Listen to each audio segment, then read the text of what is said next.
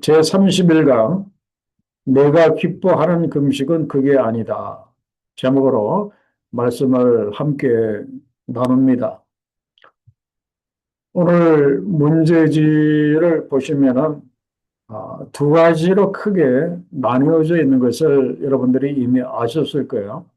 그 첫 번째는 여호와께서 기뻐하는 금식이 무엇인가에 대한 그런 그 내용이 나와 있고, 그리고 두 번째 B는 죄를 자백하는 백성을 구원하시는 내용이 오늘 크게 두 가지로 이렇게 나옵니다. 자, 먼저 우리가 생각을 해야 될 것이 하나님께서 기뻐하시는 금식이 무엇인가? 여기에 대해서 오늘 우리가 좀 분명히 알아야 됩니다. 왜 그런가 하면은 금식하시는 분들이 우리 주위에 많고 또 우리도 때로는 이제 금식을 하는데 이 금식이 약간 그 잘못됐다기보다는 금식이 약간 그 부족한 면들이 좀 있습니다. 그래서 오늘 말씀을 통해서 하나님께서 기뻐하시는 온전한 금식이 무엇인지 거기에 대해서 우리 한번 진지하게 생각해 보도록 하겠습니다. 자, 오늘 1절 말씀에 보면은 하나님께서 우리들에게 이렇게 말씀을 하십니다. 크게 외치라, 목소리를 아끼지 말라. 목소리를 나팔같이 높여 백성들에게 그들의 허물, 야곱의 집에 그들의 죄를 알리라, 그렇게 말씀을 하고 계십니다.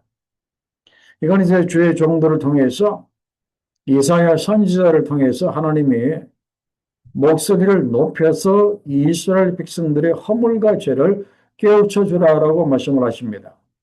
그러면서 제일 먼저 무엇에 관한 그들의 허물과 죄를 깨우쳐 주시는가 하면은 2절부터 5절까지 나와 있는 것처럼 그 금식에 대해서 이야기를 합니다. 그런데 그들의 그 금식이 어떤 그 금식이었는가 하면은 종교적인 외식이 있는 그런 그 금식이었다, 그런 말입니다. 진정한 금식이 아니라 남들에게 보이기 위한 금식, 자기를 나타내고자 하는 그런 외식적인 그런 금식이었다, 그런 말씀이에요. 그들의 그런 그 외식적인 금식을 깨우쳐 주라라고 말씀을 하고 있는 겁니다. 자, 2절 말씀을 보겠습니다. 2절 말씀을 보면은 그들이 날마다 나를 찾아 나의 길 알기를 즐거워함이 마치 공의를 행하여 그의 하나님의 규례를 저버리지 아니하는 나라 같아서 옳은 판단을 내게 구하며 하나님과 가까이 하기를 즐거워하는도다. 이 말씀 하나만 딱 놓고 보면은 이스라엘 백성들이 참 신앙생활을 잘하는 것 같아요. 근데 2절의 말씀은 그런 뜻이 아닙니다. 이들은 겉으로 볼 때는 2절의 말씀만 갖고 보면은 그들은 전혀 죄가 없는 것 같아요. 그리고 그들은 신앙적인 열심이 있습니다. 날마다 하나님을 찾아오고 날마다 하나님의 길 알기를 즐거워하였다, 그런 말씀이에요. 날마다 하나님을 찾아와서 기도하고 날마다 하나님의 말씀을 열심히 그들이 찾고 공부했습니다. 그리고 하나님의 길 알기를 그들이 즐거워했습니다. 그리고 심지어 거기에 보면 나와 있는 것처럼 그들은 공의를 행하면서 하나님의 규례를 저버리지 아니하는 나라와 이렇게 같았습니다. 그리고 그들은 하나님과 가까이 하기를 즐거워하는 그러한 백성들처럼 그렇게 보였다, 그런 말씀이에요. 그리고 여기에 더하여 그들이 또 무엇을 했습니까? 금식 기도까지 그들이 하였다, 그런 말이에요. 그런데 이렇게 하였으면 그들에게 감사가 있어야 되는데, 근데 그러지 아니하였어요. 전혀 감사가 지금 없습니다. 어디에서 그걸 발견할 수 있는가 하면은 3절에서 발견할 수가 있어요. 우리가 이렇게 신앙생활을 잘하고 우리가 금식까지 하는데 우리가 금식하되 어찌하여 주께서 보지 아니하시오며 우리가 마음을 괴롭혀야 돼. 금식하면 참 힘들고 괴롭잖아요. 우리가 마음을 괴롭혀야 돼. 어찌하여 주께서 알아주지 아니하시나이까? 이렇게 말하고 있어요. 겉으로 볼 때는 열심히 신앙생활을 잘하는 것 같고 그리고 금식까지도 그렇게 잘하는 것 같은데 그들에게 전혀 하나님에 대한 감사가 없고 오히려 입만 열면은 왜 보지 아니하시고 왜 알아주지 아니하시나이까의 그런 그 원망과 불평이 그들의 입에서 쏟아져 나왔다 그런 말씀이에요. 자, 이 사람들이 왜 이런 거 하는 거예요? 왜 그랬을까? 이들의 그 신앙과 그 삶이 다른 이유가 이렇게 무엇인가? 왜 겉과 속이 왜 이렇게 다른가 하는 거예요. 그거는 한마디로 말씀드리면은 3절에 보면은 나와 있죠. 그 하바절에 보면은 보라 너희가 금식하는 날에 오락을 구하며 온갖 일을 시키는도다라고 나와 있고 그 뒤에 말씀을 쭉 보면은 이스라엘 백성들은 사람에게 보이고자 신앙생활을 했고 사람들에게 자기 자신을 나타내고자 금식을 하였다 그런 말씀이에요. 그래서 예수께서도 그 신약의 말씀에 보면은 사람들에게 보이려고 금식하는 자들을 예수께서 그 책망하신 적이 있잖아요. 그들이 어떻게 했다고 했습니까? 나는 이렇게 금식하는 자라는 것을 보이기 위해서 얼굴도 씻지 아니하고 아주 초췌하게 그렇게 꾸미고 다녔다 그런 말씀이에요. 그래서 이스라엘 백성들은 자기네들의 죄를 전혀 깨닫지 못하고 오히려 하나님께 원망하면서 어떻게 합니까? 하나님께 자기의 의를 주장하였다. 그렇게 말씀을 하고 있어요. 우리가 이렇게까지 바르게 사는데 왜 알아주지 않습니까? 우리가 왜 이렇게까지 금식을 하는데 왜 알아주지 않습니까? 하면서 하나님을 원망하면서 그리고 자기네들의 의를 주장하는 이들의 모습을 보게 됩니다. 우리가 여기에서 생각을 해야 될 것이 왜 하나님께서 이들의 금식 기도를 들어주지 않았을까를 생각을 해야 됩니다. 왜 들어주지 않았을까? 물론 그 3절과 4절에 보면 분명하게 하나님께서 그들의 금식 기도를 들어주지 않은 이유를 분명하게 말씀을 하셨어요. 근데 이제 우리가 전반적으로 놓고 볼 때 우리가 생각을 해야 할 것이 있는데 그것이 무엇인가 하면은 우리가 신앙생활을 하는데 이 겉으로 나타나는 이 모습과 그리고 우리의 이 속이 이 같아야 됩니다. 겉으로는 남들이 볼 때 신앙생활을 참 잘하고 의로운 것 같고 경건한 것 같고 그런데 실제 그 삶은 그렇지 않다면은 이거는 이렇게 문제가 있다 그런 말씀이에요. 그래서 한마디로 이 이스라엘 백성들이 하나님께 이렇게 열심히 신앙생활을 하고 열심히 이렇게까지 금식기도까지 하였는데 그들이 그 하나님께서 그들의 기도를 듣지 아니하신 그 이유는 무엇인가 하면은 그들은 그 3절과 4절에 보면 이렇게 나와 있습니다. 그게 보면은 보라 너희가 금식하는 날에 오락을 구하며 온갖 일을 시키는도다. 아니 금식하면은 집에서 금식하면서 자중하고 조용히 있어야지 왜 금식한다고 하면서 오락을 구합니까? 왜 재밌는 일을 이렇게 찾아다닙니까? 그리고 사절에 보면은 보라 너희가 금식하면서 논쟁하며 다투며 악한 주먹으로 치는 아니 금식하면 경건하게 집에 그렇게 있어야지 금식한다고 하면서 사람들하고 주먹 치면서 이렇게 싸우는 거예요. 그러면서 사절 하바절에 보면은 너희가 오늘 금식하는 것은 너희의 목소리를 상달하게 하려는 것이 아니라라고 분명히 말씀을 하고 이렇게 있습니다. 금식 기도하면서 자기의 그 간절한 기도가 하나님께 상달되기를 원하면서 그렇게 간절히 기도를 해야 되는데 그 금식 기도가 하나님께 상달되는지 안 되는지 여기는 관심이 없어요. 그냥 사람들에게 보이려고 금식하면서 한쪽으로는 논쟁하고 다투고 주먹으로 치고 그리고 오락을 구하는 그들의 그 모습. 넣을 거 다 멀면서 이들이 금식을 하였다. 그럼 이런 금식기들을 하나님께서 어떻게 들어주실 수가 이렇게 있겠습니까? 하나님이 기뻐하시는 금식은 자기의 마음의 죄를 회개하고 나의 내면에 있는 죄와 이기심과 탐욕을 완전히 끌어버리는 것이 그것이 금식이지 않겠습니까? 그래서 그 2번 문제를 보면은 하나님이 기뻐하시는 금식이 어떤 것인지 아주 쉽게 말씀을 하고 있어요. 이 내용은 우리가 잘 놓치는 부분이에요. 금식 뭐 일주일 금식, 20일 금식, 심지어 어떤 분들은 뭐 40일 금식까지 하시는데 많은 사람들이 놓치기 쉬운 부분이 바로 이거예요. 하나님께서 내가 기뻐하는 금식이 무엇인지 분명하게 정의를 내리셨어요. 내가 기뻐하는 금식은 뭐라고 했습니까? 자, 거기 보면은 우리가 생각했던 것과 전혀 다른 내용을 말씀하십니다. 하나님이 기뻐하시는 금식 우리 생각 같으면은 한 40일 아무것도 먹지 않고 물만 마시면서 목숨 걸고 그렇게 하는 기도라고 말씀을 하실 것 같은데 그 말씀은 한마디도 없어요.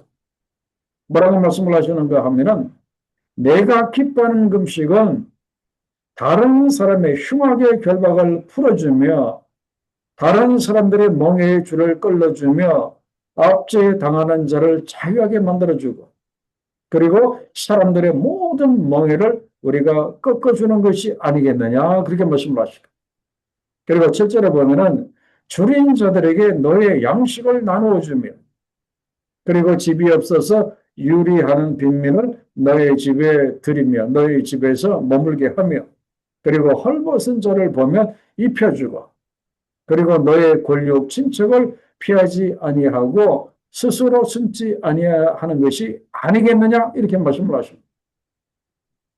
여기에 대해서 야고보 사도도 분명히 야고보서 1장 26절과 27절에서 분명히 이 내용을 이야기를 하고 있어요. 아마 야고보 사도도 이 이사야서 58장 6절과 7절의 말씀에서 영감을 받아서 아마 이 얘기를 했던 것 같아요. 누구든지 스스로 경건하다 생각하며 자기 혀를 재갈에 물리지 아니하고 자기 마음을 속이면 이 사람의 경건은 헛것이라 그렇게 말하고 있습니다. 자, 이사야서 58장 6절과 7절은 다른 사람을 돌아보는 것 한 가지만 금식에서 이야기했지만 야고보 선생은 두 가지를 분명히 말하고 있어요. 26절에 보면은 자기 혀를 재갈 물리며 말조심을 하고 그리고 자기 마음을 속이지 않는 경건을 이야기를 하고 있습니다. 그래서 야고보 사도가 이야기하는 금식은 두 가지예요. 하나님이 기뻐하시는 금식은 자기의 영혼을 깨끗하게 하는 겁니다. 먼저 자기의 영혼을 깨끗하게 하는 것. 자, 그 다음에 두 번째는 무엇인가 하면 27절에 하나님 앞에서 정결하고 더러움이 없는 경건은 그렇게 말하고 있습니다. 그거는 뭐라고 했습니까? 고아와 가부를 그 환난 중에 돌보고 또 자기를 지켜 새 속에 물들지 아니하는 그것이니라라고 이렇게 말씀을 하고 이렇게 있습니다. 그래서 하나님께서 이사야서 58장 6절에서 말씀하신 금식과 그리고 야고보 사도가 야고보서 1장 26절 27절에서 그 이야기한 경건 바로 이 내용이 똑같아요. 하나님의 말씀하신 금식과 야고보 사도가 말씀 그 이야기한 경건이 똑같습니다. 내용이 똑같아요.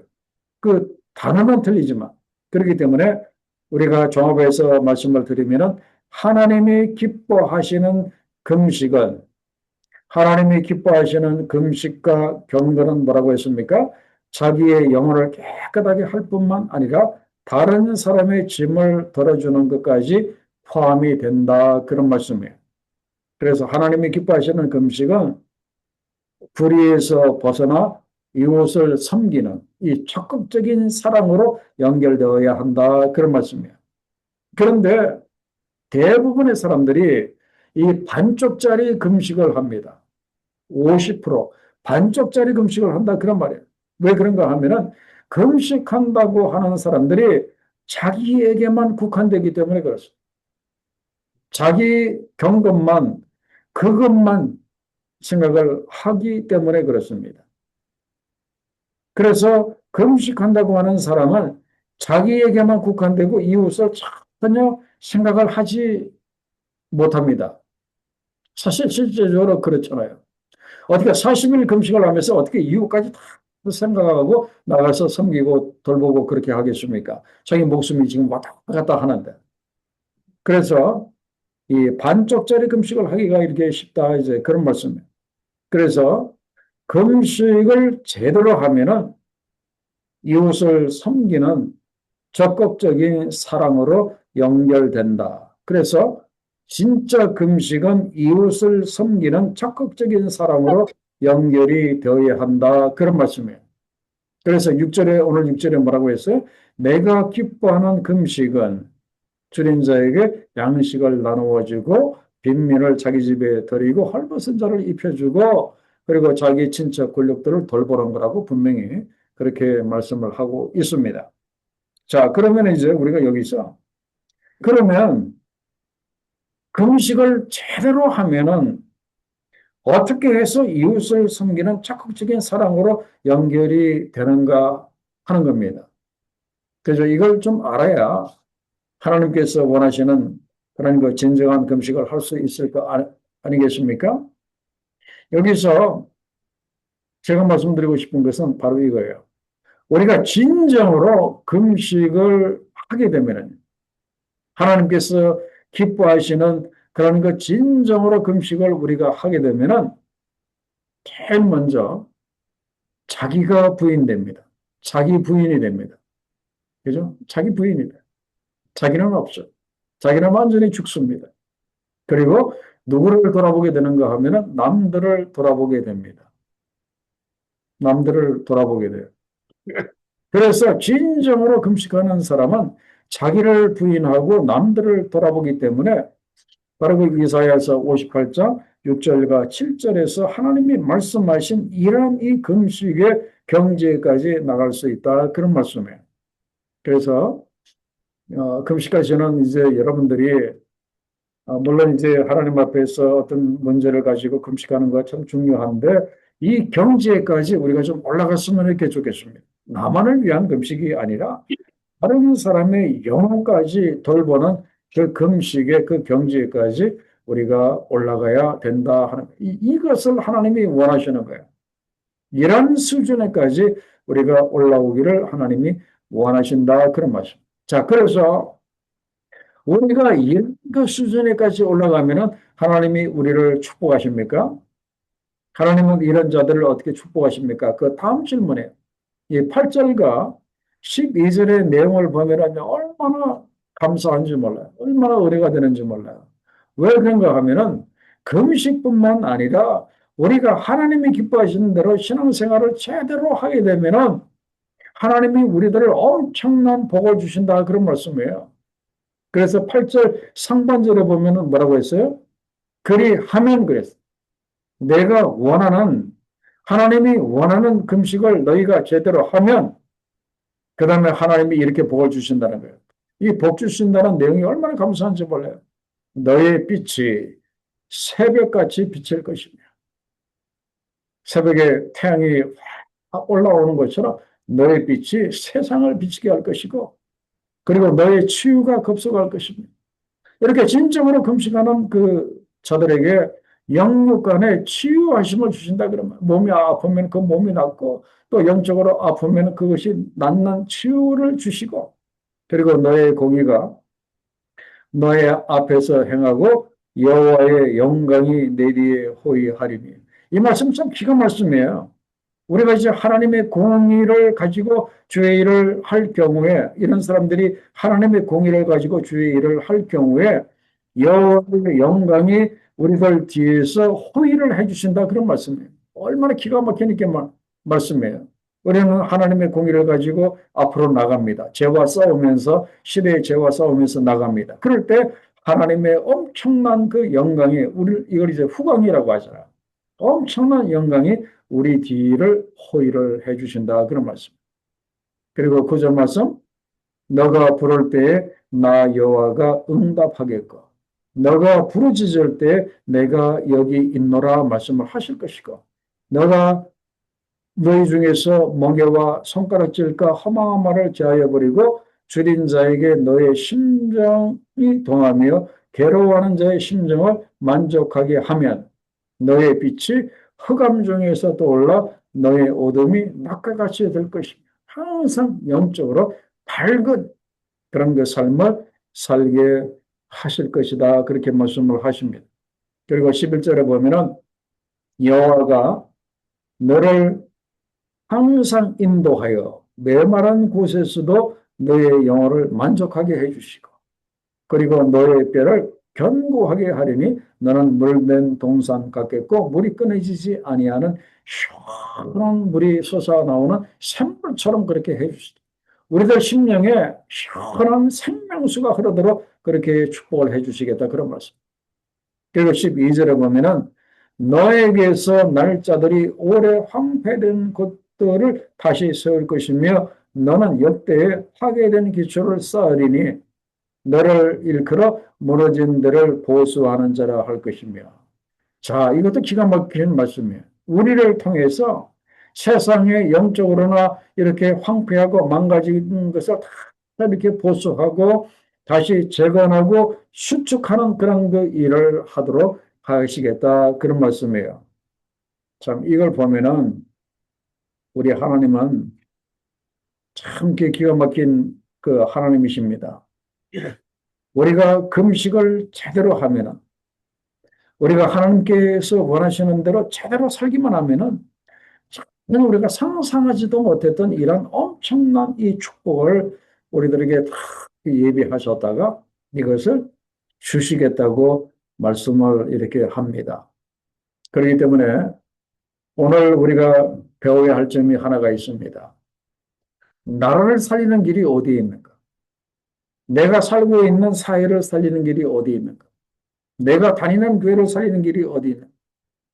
내가 우리 집 가정을 살리는 길이 어디에 있는가? 그거는 무엇인가 하면은 바로 뭡니까?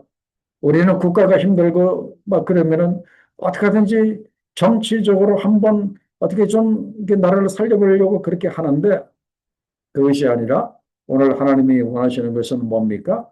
하나님께로 돌아와서 바로 살아라고 이렇게 말씀을 하십니다. 하나님이 원하시는 진정한 금식을 하라. 하나님이 원하시는 그런 그 진정한 삶, 말씀을 통해서 우리들에게 주시는 진정한 그런 그 삶을 돌아오기를 원하십니다. 그러면은 내가 이렇게 해결해 주시겠다고 말씀하셨습니다. 그래서 예수께서도 먼저 그의 나라와 그의 의를 구하면 하나님이 이 모든 것을 더해 주신다고 했습니다. 그렇기 때문에 어떤 나라든지 이건 어떤 개인이든지 이건 이렇게 동일합니다. 우리가 하나님 앞에 바로 서면은 하나님의 그 나라를 살려주시고요. 우리가 하나님 앞에 바로 서면은 하나님이 우리 가정을 살려주시고 우리 한 사람 한 사람을 살려주신다. 그런 말씀. 자, 그 다음에 안식일을 귀하게 여기는 자를 어떻게 높이십니까? 그랬습니다. 자, 13절 중반절에 보면은 여호와의 성의를 존귀한 날이라 하여 이를 존귀하게 여기고 너의 길로 행하지 아니하며 주일날 오락을 구하지 아니하며 주일날 사사로운 말을 하지 아니하면 자, 주일날을 경건하게 보내는 겁니다. 존귀하게 여기고 그리고 뭐 내 생각대로 여기저기 돌아다니지 아니하고 오락을 구하지 아니하고 뭐 허튼 소리 뭐 그런 뭐 가십거리 뭐 그런 뭐 소문 퍼뜨리는 그런 말 하지 아니하고 그렇게 하면 14절에 보면은 너가 여호와 안에서 즐거움을 얻을 것이라 그렇게 말씀하십니다. 그리고 내가 너를 땅의 높은 곳에 올리고 너의 조상 야곱의 기업으로 너희를 기를 것이다 그렇게 말씀을 하십니다. 그래서 우리가 여기서 생각을 해야 될 것이 있는데 그것이 무엇인가 하면은 이스라엘이 안식일을 지키는 것이 아니라 안식일이 그들을 지킨다고 해야 이것이 맞습니다. 이건 우리가 주의를 지키는 것도 마찬가지예요. 우리가 주의를 지키는 것이 아니라 우리가 주의를 잘 지키면 주일이 우리를 지켜준다. 그런 말씀이에요. 어떻게 지켜주는가 하면은 14절 상반절처럼 그렇게 지켜주십니다. 너가 여호와 안에서 즐거움을 얻을 것이라. 우리가 주 안에서 즐거움을 얻게 하시고, 그리고 14절 하반절 두 번째, 우리를 하나님의 기업으로 삼아주신다. 그런 말씀이에요. 하나님의 기업으로 삼아주신다는 뜻이 뭡니까? 우리를 하나님의 소유된 백성으로 삼아주시고, 그리고 하나님의 나라와 하나님의 영광을 누릴 자격을 우리들에게 주신다. 그런 말씀이에요. 그렇기 때문에 우리가 주의를 지키는 것이 아니라 우리가 주의를 잘 지키면 주일이 우리 삶을 지켜주고 우리 삶에 복 주는 것을 알 수가 있습니다. 그렇기 때문에 이제는 여러분들이 주의를 지킨다고 하지 마시고 내가 주의를 잘 지키면 주일이 나를 지켜준다고 생각을 하세요. 그래서 주의를 잘 성수하셔서 하나님이 여기서 약속하신 이 복을 여러분들이 받으시기 바랍니다. 14절에 너가 여호와 안에서 즐거움을 얻을 것이라. 내가 너를 땅의 높은 곳에 올리고 너의 조상 야곱의 기업으로 기르리라. 이 축복이 주의를 잘 지키는 여러분들에게 있으시기를 주의 이름으로 간절히 축원합니다.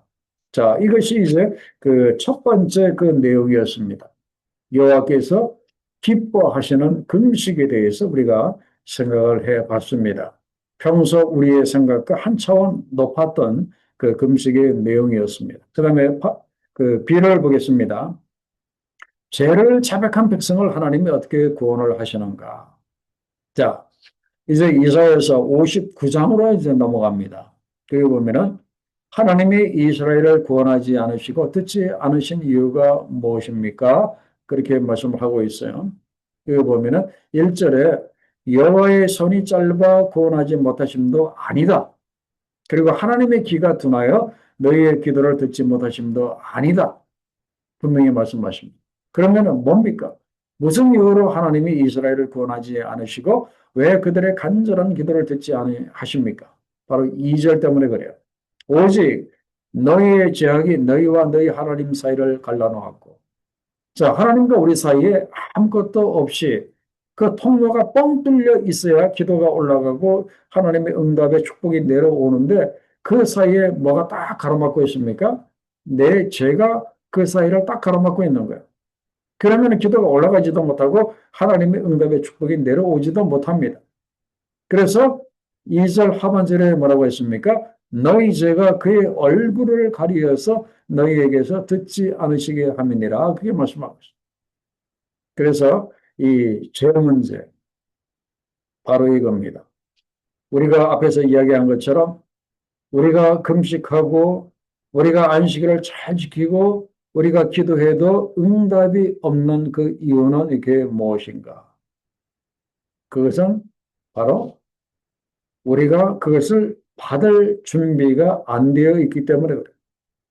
항상 이 죄라고 하는 것이 우리들 가운데 있으면 하나님의 그 기도 응답의 축복을 받을 이 준비가 안 됩니다. 준비를 해야 할 수가 없어요.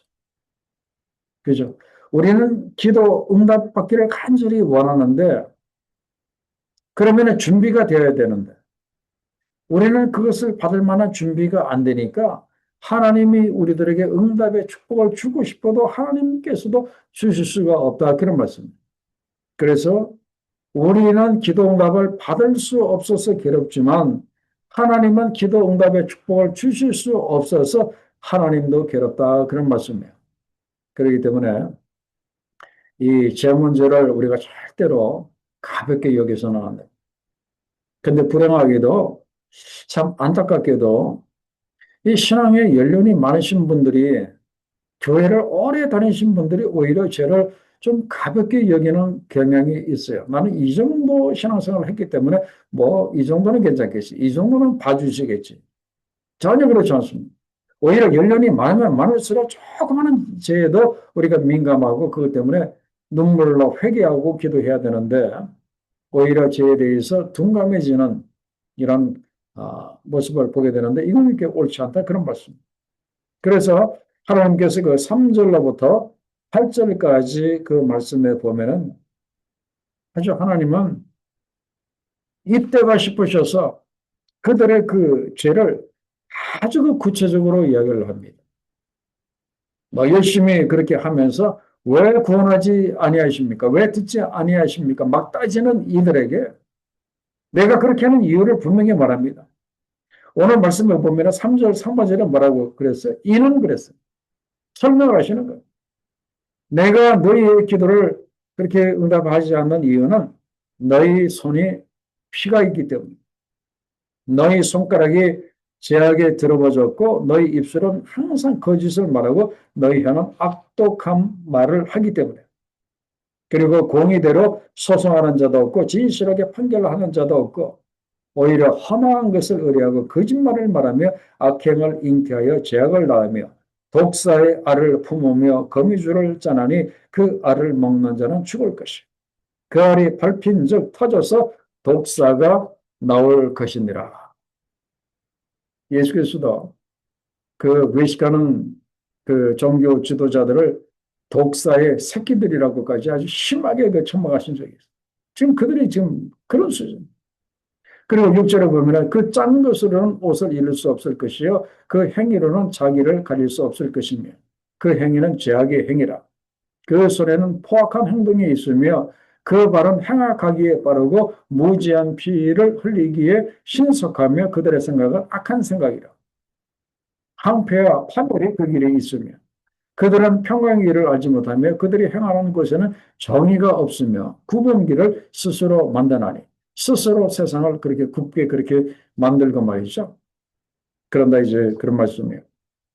아마 이 이야기를 듣고 왜 우리의 그런 그 소리를 듣지 아니하시고 응답하지 않습니까? 따졌던 사람들이 아마 할 말을 잃어버렸을 것 같아요. 하나님은 그들의 죄를 이렇게 조목조목 다 알고 계셨던. 그런데 이들은 이런 죄를 다 그들이 행하였음에도 불구하고 심지어 이런 죄를 행한 것도 기억을 하지 못하고 왜 우리의 기도대로 왜 응답하지 않는가 따지는 이들의 모습을 우리가 여기서 보게 이렇게 됩니다. 그렇기 때문에 우리가 신앙생활을 하면서 우리가 하나님께 구하고 기도하는 것도 중요한데 항상 먼저 알아야 할 것이 과연 나는 지금 제대로 신앙생활을 하고 있는지 나는 과연 제대로 하나님 앞에 살고 있는지 우리가 우리 자신을 먼저 돌아봐야 한다. 그런 말씀이에요. 그래서 이번 문제를 보면은 그들이 죄로 인해 당한 고통이 무엇인가? 그 앞에서는 그들의 그 죄를 조목조목 말씀을 하시고 9절부터 11절까지는 그들이 그들의 죄 때문에 당하는 고통도 아주 그 조목조목 이야기를 하십니다. 그러면서 하나님이 말씀을 하시는 것이 바로 그겁니다. 지금 너희가 이렇게 고통을 당하지? 그렇게 말씀하시면서 지금 이런 고통을 너희들이 당하는 것은 바로 앞에 나와 있는 바로 그 3절에서 8절에 나와 있는 이런 죄들을 너희가 범했기 때문에 지금 너희가 이런 고통을 당한다. 이제 그런 말씀이에요. 그래서 어떤 고통을 이들이 당합니까? 9절에 보면은 그러므로 또 설명하십니다. 그러므로 정의가 너희들에게서 멀었고 그리고 공의가 우리에게서 미치지 못한 적 우리는 빛을 바라나 항상 이 사람들이 이제 어둠 가운데 삽니다. 그 행했던 그 죄 때문에 어둠 가운데 살아요. 그리고 밝은 것을 바라지만 항상 깜깜한 가운데 그렇게 살아갑니다. 그리고 11절에 보면은 맹인같이 담을 이렇게 더듬습니다. 눈 없는 자같이 두루 더듬습니다. 그리고 낮에도 항때와 같이 넘어집니다. 영적으로 완전히 맹인이 되어서 앞을 못 보는 사람이 되어서 이리 넘어지고 저리 넘어지고 항상 그렇게 힘들고 어려운 삶을 이렇게 삽니다. 그리고 11절에 보면은 곰같이 부르짖으며 자기 심정이 답답해서 소리 지르고 그리고 비둘기같이 그렇게 슬피 울며 정의를 바라지만 전혀 없어. 그리고 자기네들을 구원하여 주기를 바라나 그 구원이 우리에게서 멀도다. 그런 말씀. 그래서 한번 우리 자신을 돌아볼 때 내가 영적으로 참 이렇게 좀 어두운 것 같고 그리고 영적으로 내가 죽은 자와 같고 내가 간절히 꿈처럼 그렇게 소리 지르면 그렇게 부러지져도 하나님이 나를 돌아보시지 않는 것 같으면 바로 나에게 어떤 문제가 있는가 하면은 2절에서 8절까지 그 내용 중에 그 죄가 있는지 우리가 돌아볼 필요가 이렇게 있습니다. 지금 현재 이런 이 고통이 갑자기 아무 원인도 없이 저절로 떡 이렇게 생긴 건 아니거든요. 그렇기 때문에 우리가 항상 중요한 것이 무엇인가 하면은 바로 이거예요. 우리는 그 하나님 앞에 소원을 가지라라고 이야기를 합니다. 그래서 우리가 하나님 앞에 이 영적인 소원을 가지면 하나님이 우리들에게 길을 열어주신다고 그렇게 생각을 합니다. 그런데 소원을 갖는 것도 중요하지만 그 이전에 소원에 합당한 행위가 이렇게 중요합니다. 그리고 사람들이 우리가 뜻이 중요하다고 이야기를 합니다. 하나님 앞에서 올바른 바른 뜻을 가지고 사는 것 중요하다고 이야기를 합니다.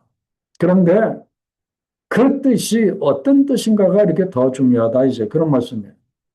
그래서 우리가 하나님 앞에 소원을 갖고 그리고 하나님 앞에 뜻을 구하고 하는 것도 참 중요한데 그러나 거기에 맞는 그 합당한 행위가 먼저 선행이 되어야 한다 그런 말씀이에요. 그래서 결론적으로 말씀드리면은 우리가 하나님의 은혜를 누리고 우리가 하나님 안에서 살기를 이렇게 원한다면 어떻게 해야 합니까? 그 소원에 합당한 행위가 우리들에게 있어야 한다. 그런 말씀이에요. 그런데 그들은 그 소원에 합당한 행위가 없었어요. 그리고 그들에게는 하나님의 말씀도 없었어요. 그리고 그들은 하나님과 이웃을 사랑하지도 이렇게 못했어요. 그렇기 때문에 이런 일이 벌어진다. 그런 말씀이에요. 그래서 그 다음 질문을 보면은, 그래서 그들은 자신들의 죄를 어떻게 고백을 해야 한다라고 말씀을 하고 있습니까? 솔직하게 이것을 인정해야 했었다. 그런 말씀이에요. 나의 죄로 인해서 지금 내가 이렇게 현재적으로 이렇게 영육 간에 이렇게 어려움을 당하면 우리가 분명히 솔직하게 우리의 죄를 고백을 해야 한다. 그런 말씀이에요. 그 내용이 12절 하반절부터 시작을 합니다. 이건 우리가 꼭 좀 기억을 하고 우리의 삶에 적용을 했으면 좋겠습니다. 우리의 허물이 우리와 함께 있음이니라. 우리의 죄악을 우리가 아나이다.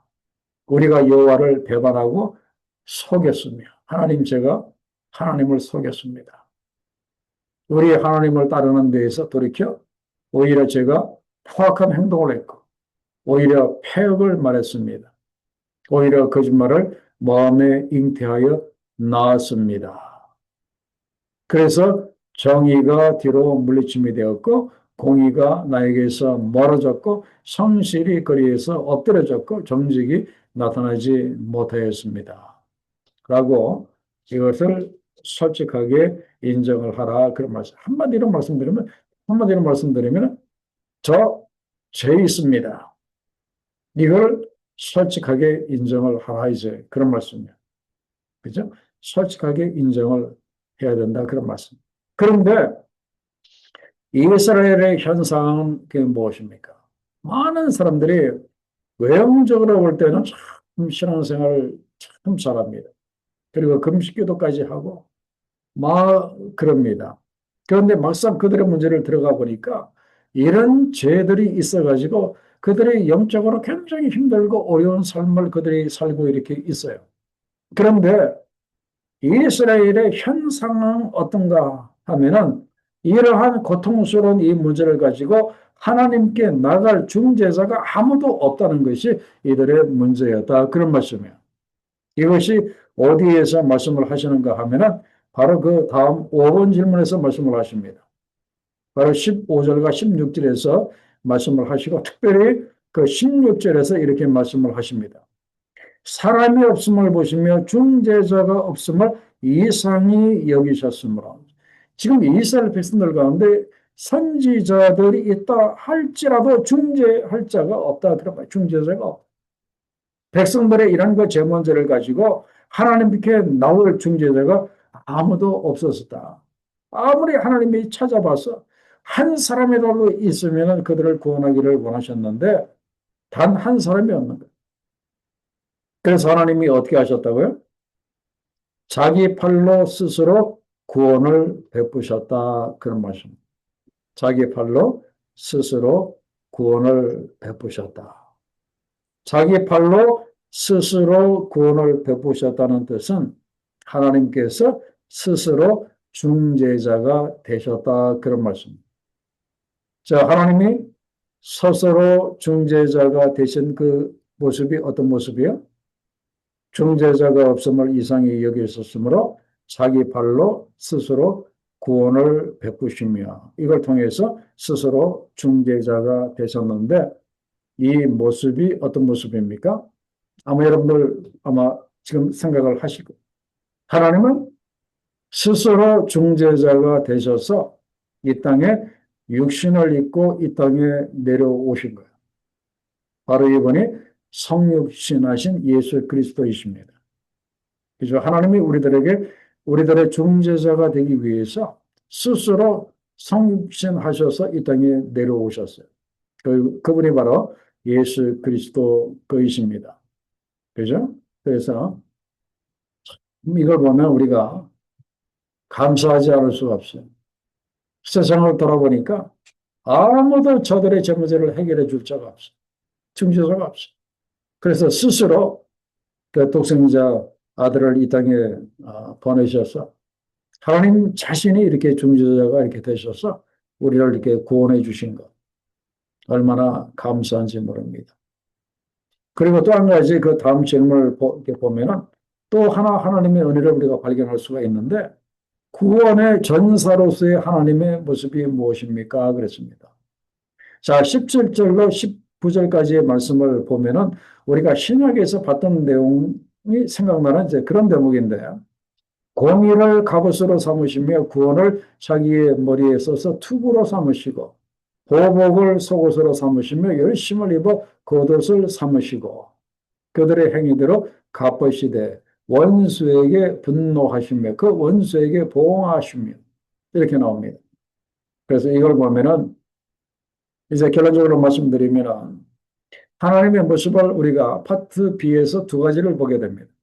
첫째는 중재자로서의 그 하나님. 그죠? 자, 여러분들은 중재자 하나님에게서 무엇이 이렇게 느껴집니까? 저는 그 중재자 하나님이 얼마나 고맙고 감사한지 몰라요.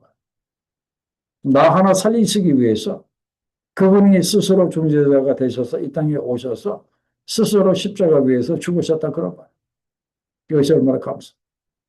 그리고 스스로 중재자가 되어서 십자가 위에서 죽으실 뿐만 아니라 또한 우리들에게 무엇이 되어 주셨습니까? 구원의 전사가 되어 주셨다 그런 말씀입니다. 구원의 전사. 우리를 구원하시기 위해서 구원의 전사가 되어 주셨다 그런 말씀. 그래서 우리보다도 우리의 구원을 더 바라시는 그 하나님. 그래서 하나님은 우리의 구원의 전사입니다. 그래서 하나님은 지금 어떤 일을 하고 계십니까? 세상에서 하나님의 원수들에게 지금 보응을 하고 계십니다. 그리고 세계의 모든 열방들에게 보복하십니다.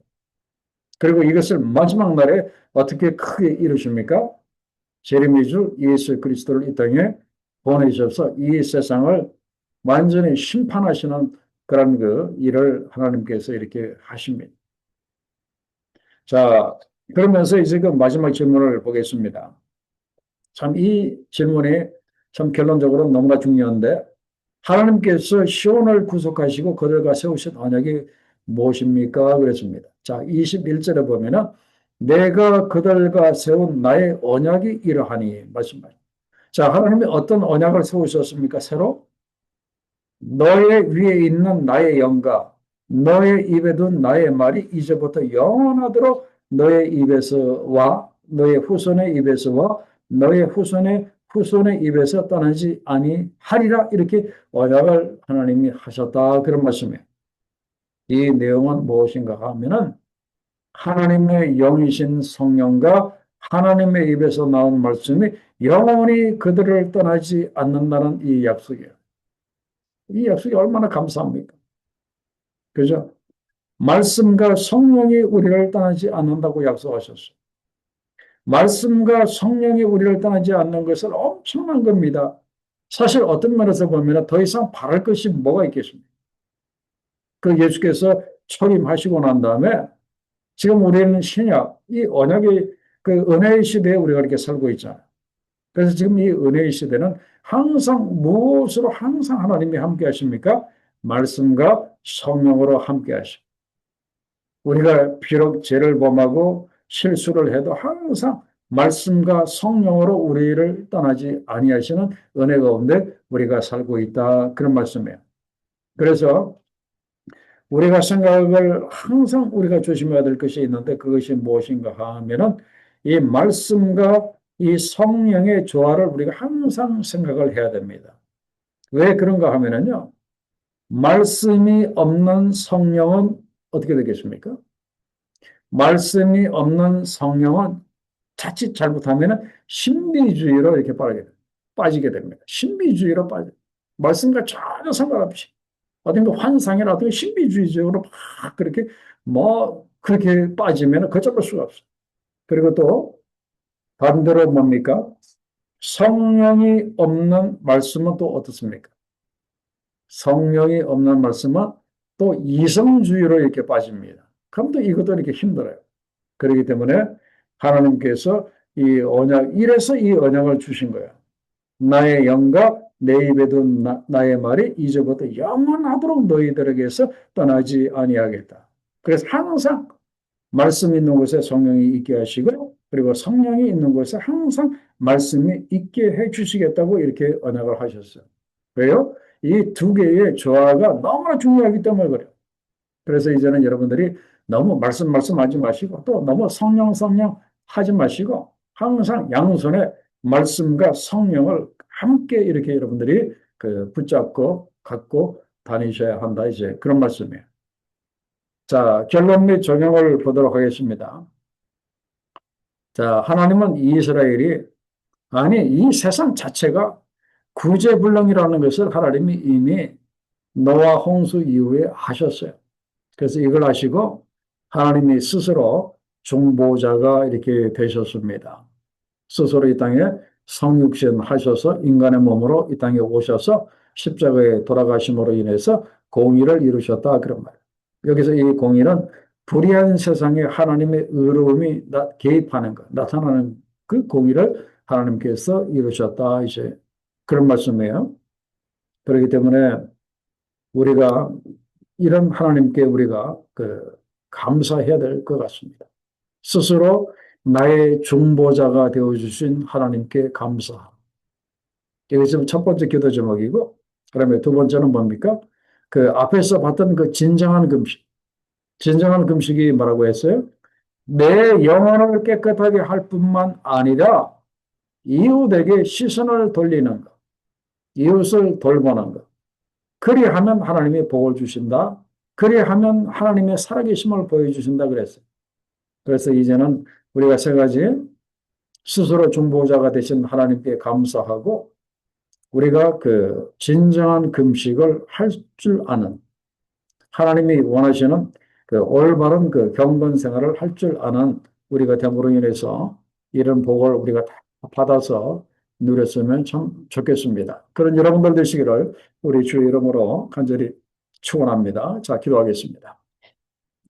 아버지 하나님 오늘 귀한 말씀을 통해서 하나님께서 원하시는 진정한 금식이 무엇인가를 깨닫게 하셔서 너무나 감사합니다.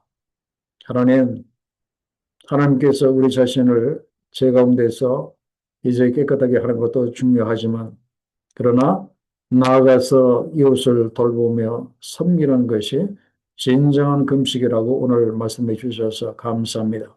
우리의 금식이 이 수준에까지 우리가 올라갈 수 있도록 하나님이 도와주시고 또 하나님 감사합니다. 하나님께서 우리의 중보자가 되어주시고 또 우리의 전사가 되어주셔서 하나님 우리를 늘 위해서 기도해 주시고 또 우리를 죄 가운데서 우리를 막아주시고 우리를 위해서 친히 싸워주시는 그 하나님의 은혜를 너무나 감사합니다.